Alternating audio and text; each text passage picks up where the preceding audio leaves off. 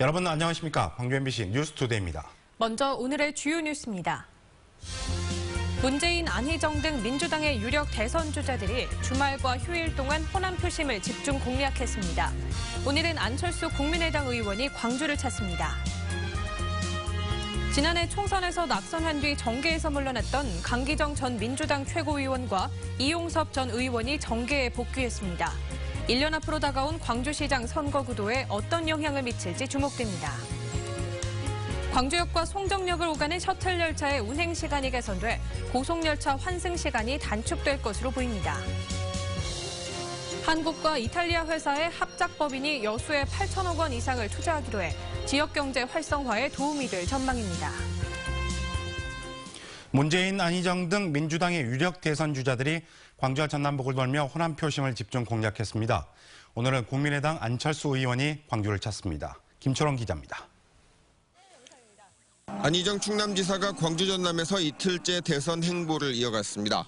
5.18 국립묘지와 5.18 학생 기념탑을 참배한 자리에서 안 지사는 광주 학살은 명백한 범죄라며 범죄 책임자를 낱낱이 밝혀야 할 것이라고 말했습니다. 그러면서 곧 있을 민주당 당내 경선에서 광주의 선택을 받고 싶다는 뜻을 감추지 않았습니다.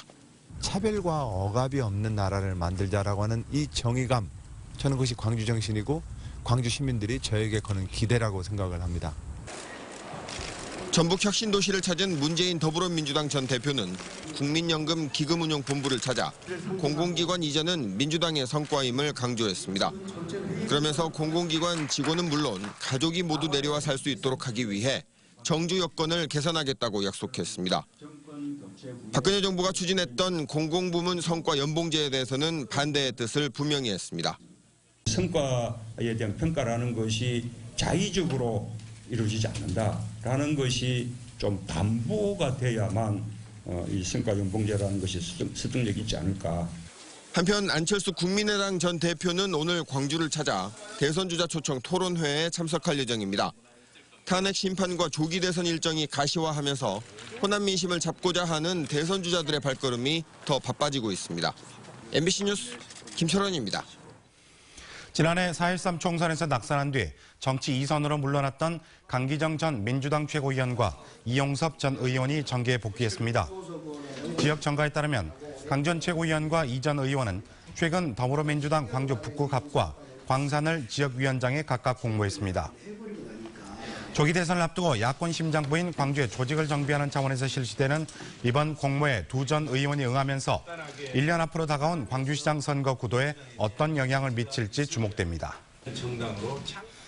한파와 폭설이 물러갔습니다. 앞으로는 큰 추위 없이 포근한 날씨가 이어지겠는데요.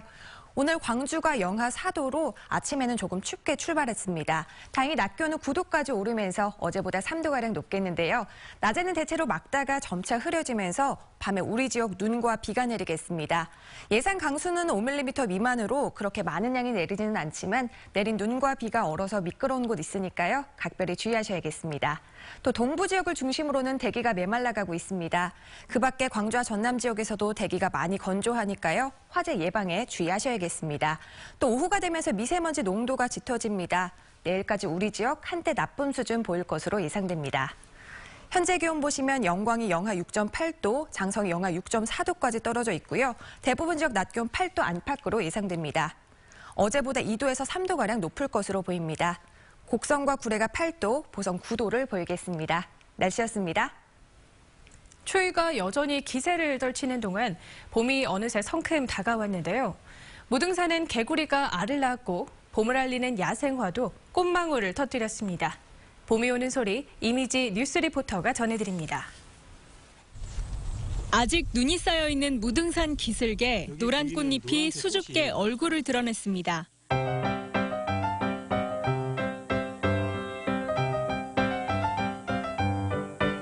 가장 먼저 새봄을 맞는다고 해서 봄의 전령사로 불리는 야생화 복수초. 자연이 잘 보존된 곳에서 자생하는 이 봄꽃은 국립공원 무등산의 자랑이기도 합니다.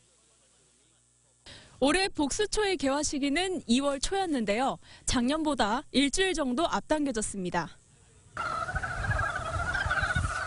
무등산의 오랜 터줏대감인 북방산 개구리도 겨울잠에서 일찌감치 깨어났습니다. 지난 6일 처음 관찰됐는데 벌써 알까지 나왔습니다. 경칩이 아직 3주나 남았지만 서둘러 봄을 맞았습니다. 복수초나 개구리는 기후변화를 알려주는 지표로도 활용되는데요. 이런 기후 지표종이 조금씩 앞당겨 등장하는 건 단순히 봄이 빨라지는 것뿐만 아니라 기후변화에 따라 생태 리듬이 흐트러지고 있음을 보여줍니다. 이제 기후변화가 이 복수초와 북방산 개구리 그리고 일부 동면에 드는 이런 동물들의 이런 생태적인 리듬까지 영향을 준다고 볼 수 있습니다. 추위가 쉽게 물러날 것 같진 않지만 계절은 천천히 봄을 향해 다가가고 있습니다. MBC 뉴스 이미지입니다. 해빙기를 앞두고 건설공사의 품질을 높이고 부실공사를 예방하기 위한 활동이 강화됩니다. 광주시는 이번 달부터 건설 현장 점검반을 편성해 관급공사와 민간공사 현장 등 100여 곳을 찾아 점검에 나서기로 했습니다. 광주시는 점검 활동을 통해 지적사항이 발견되면 발주청과 인허가 부서에 통보하고 품질 시험에서 부적합 판정이 나면 즉각 반출 조치를 실시할 계획입니다.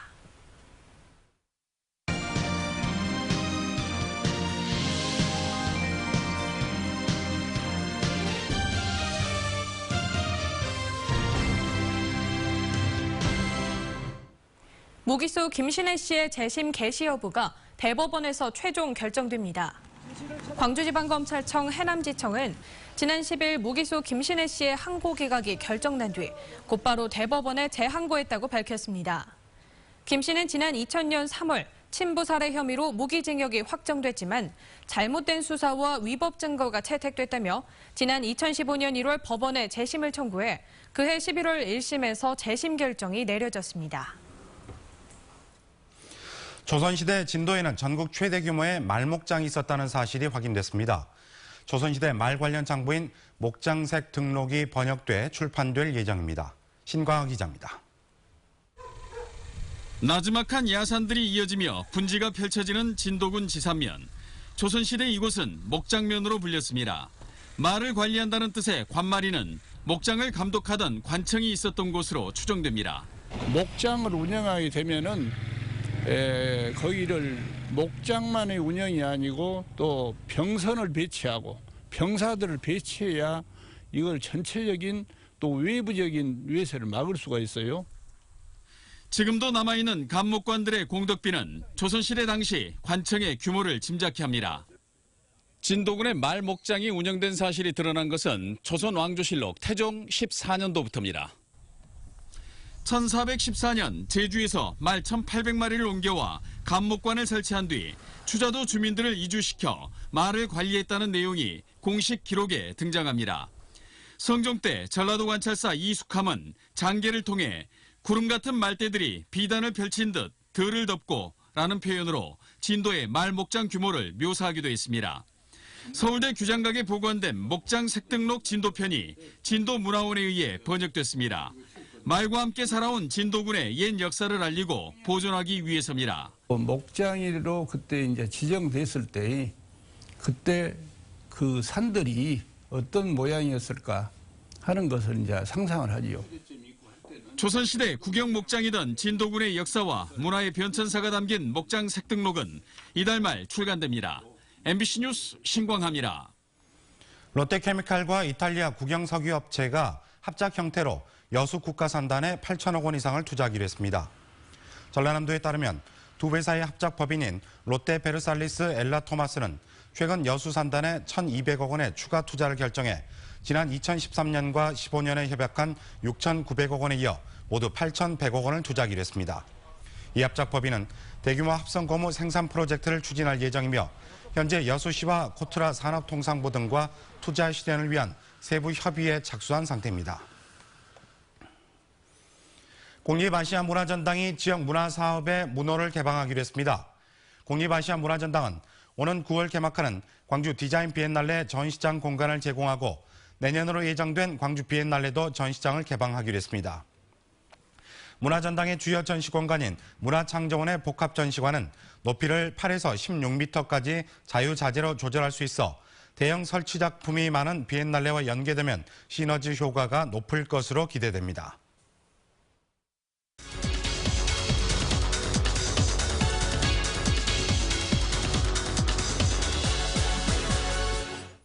김대중 컨벤션센터가 군산 새만금 컨벤션센터 위탁사업자로 선정됐습니다. 오는 17일부터 3년 동안 위탁 경영하게 되는데요. 자세한 이야기 신완섭 김대중 컨벤션센터 사장으로부터 들어보도록 하겠습니다. 안녕하십니까? 네, 안녕하세요. 네, 군산 새만금 컨벤션센터 일명 지스코 위탁 경영을 맡게 됐는데 어떻게 해서 맡게 됐죠? 네, 전북 군산에 설립된 지 3년 정도 된 새만금 컨벤션 센터가 있습니다. 규모는 저희 김대중 컨벤션 센터의 약 3분의 1 정도 되는데요. 마침 지난 1월부터 군산시에서 이 센터 사업 운영자를 공모해서 네. 저희 센터가 참여하게 됐습니다. 이미 3년 동안 운영했던 서울의 코엑스 그리고 국내 유수 호텔도 경쟁에 참여했는데요. 저희 센터가 최종 사업자로 선정되었습니다. 김대중 컨벤션 센터는 지난 2005년에 개관 이래 12년간 국내 최고 수준의 가동률을 자랑했고요. 지역 마이스 산업을 선도했다고 자부합니다. 이런 점들이 평가에 높이 반영됐다고 생각이 됩니다. 네, 지스코를 위탁 운영한다는 게 김대중 컨벤션 센터에겐 어떤 의미인지 궁금한데요. 네, 또 앞으로 기대되는 효과는 어떤 게 있을까요? 네, 무엇보다도 국내 컨벤션 센터 중 가장 오랜 역사를 가지고 있는 그 서울의 코엑스와 경쟁해서 저희 센터가 선정되었다는 점에서 자부심을 갖게 되었습니다. 그리고 호남권의 컨벤션 센터 두 곳을 모두 운영하게 됨으로써 저희 김대중 컨벤션 센터가 전국적으로 마이스 산업을 선도하는 그 대표 기관으로 자리매김하게 되었지요. 네. 물론 그에 따른 책임감도 막중합니다. 조금 전에 그 마이스 산업에 대해서 말씀하셨는데 국제회의나 전시회 같은 것을 개최하는 걸 마이스 산업이라고 하는데 광주에서의 이 마이스 산업의 전망 어떻게 보고 계십니까? 우리 광주의 마이스 산업은 사실상 저희 김대중 컨벤션 센터 개관과 함께 태동되었다고 해도 과언이 아닐 것입니다. 지난 12년간 굵직한 그 국제 행사를 많이 유치했는데요. 저희 센터에서만 연간 1,500건의 행사가 개최되고 있습니다.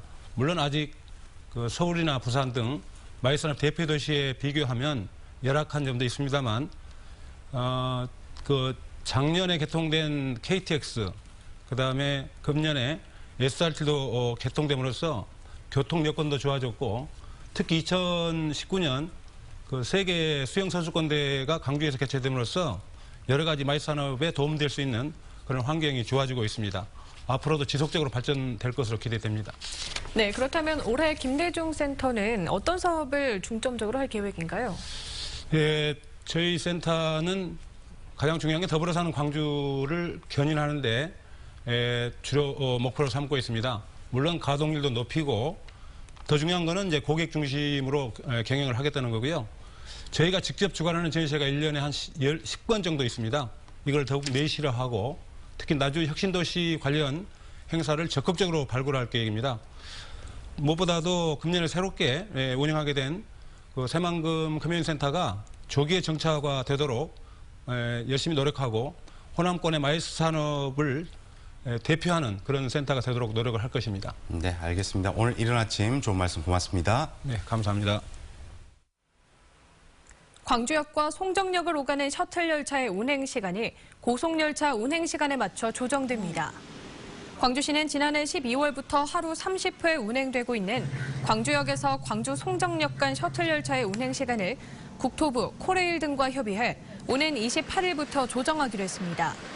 이번 조정에 따라 셔틀 열차 이용객들이 고속열차를 타기 위해 기다리던 시간이 기존 28분에서 15분으로 단축되고 셔틀 열차 운행 시간도 15분으로 줄어들게 됩니다. 전라남도는 올해 노인 일자리와 사회활동 지원사업 참여자를 오는 17일까지 읍면동 주민센터와 노인복지관 등을 통해 모집합니다. 참여 자격은 공익활동 사업의 경우 만 65세 이상 기초연금 수급자며 시장형은 만 60세 이상입니다. 정부 평가에서 4년 연속 노인 일자리 대상을 수상한 전라남도는 지난해보다 74억 원이 증액된 591억 원을 올해 투입해 2만 7천여 명에게 일자리를 제공할 계획입니다. 전남해양수산과학원은 목포지원 수산물 안전팀을 수산물 안전과로 격상하고 전남산 수산물의 안전성 조사를 강화하기로 했습니다. 이에 따라 올해 수산물 안정성 검사는 지난해보다 4개 품종을 확대해 46개 품목 900건에 대해 생산거래 이전 단계에서부터 잔류농약, 미생물 등을 추가한 63개 항목의 검출 여부를 조사하고 매월 20건 이상의 수산물 방사능 조사 결과를 공개하기로 했습니다. 추가 조사 품목은 해삼, 개불, 진주담치, 제첩 등입니다.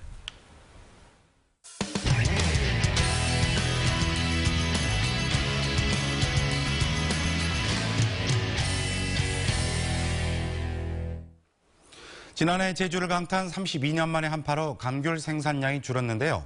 올해는 해거리 현상 때문에 과잉 생산이 우려돼 감귤나무를 베어내는 간벌 작업이 시작됐습니다. 이소연 기자입니다. 요란한 기계톱 소리와 함께 30년 가까이 자란 감귤나무들이 하나둘 밑둥만 남긴 채 잘려나갑니다. 토막난 나무까지는 파쇄기로 잘게 부숴 밭에 뿌립니다.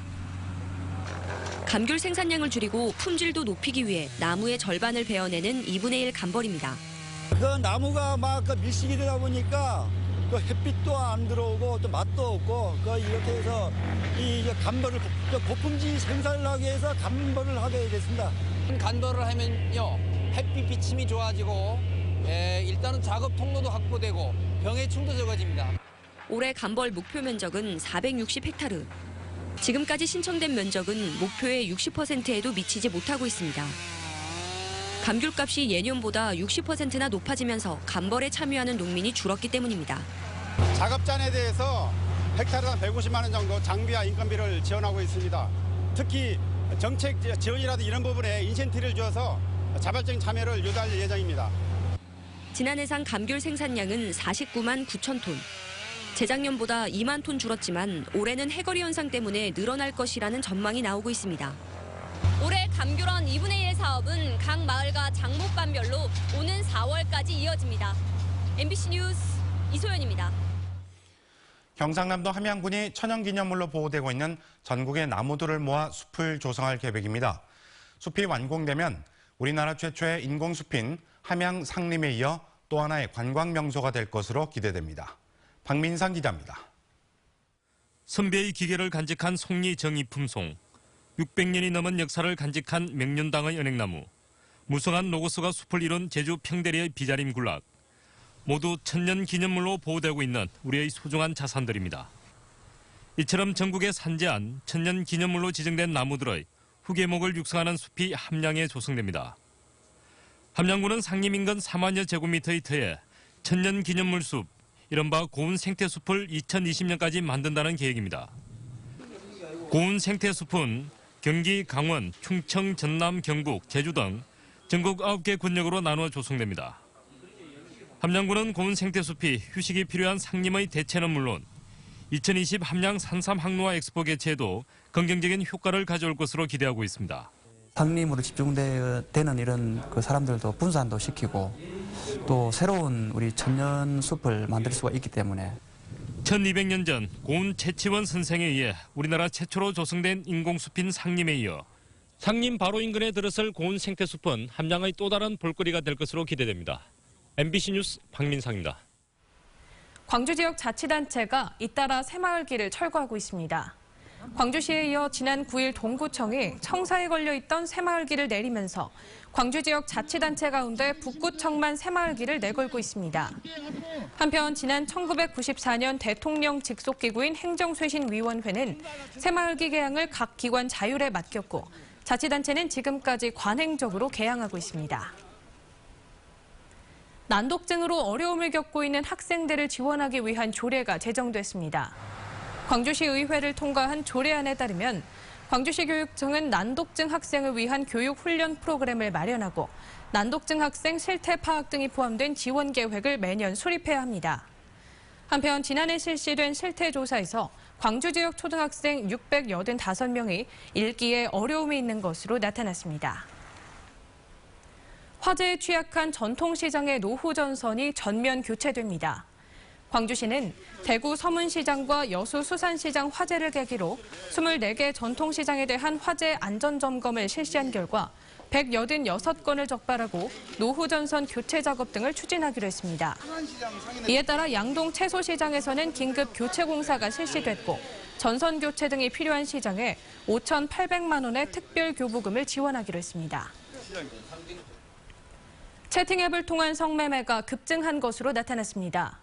광주지방경찰청에 따르면 지난해 성매매 단속 282건 가운데 34%가 스마트폰 채팅 어플리케이션을 통한 성매매였던 것으로 조사됐습니다.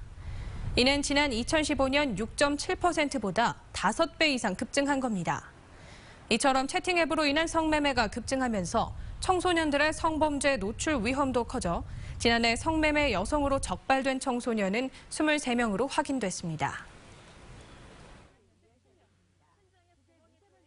앞으로는 큰 추위 없이 포근한 날씨가 이어지겠는데요. 오늘 광주의 최저기온이 영하 4도로 아침에는 조금 춥게 출발했습니다. 다행히 낮 최고기온 9도까지 오르면서 어제보다 3도가량 높겠는데요. 대체로 맑은 날씨 보이다가 점차 흐려지면서 밤에 우리 지역은 눈과 비가 내리겠습니다. 예상 강수는 5mm 미만으로 그렇게 많은 양이 내리진 않지만요. 내린 눈이 얼어서 미끄러운 곳 있으니까 각별히 주의하셔야겠습니다.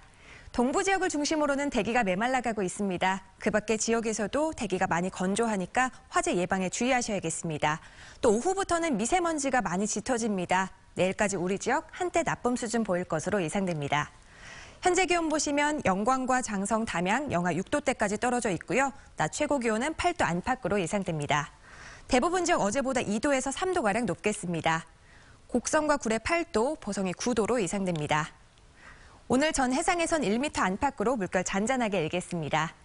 당분간 맑은 날씨 이어지겠고요. 낮에도 평년과 비슷한 기온 보이겠습니다. 금요일에 우리 지역 비가 살짝 내릴 것으로 예상됩니다. 날씨였습니다.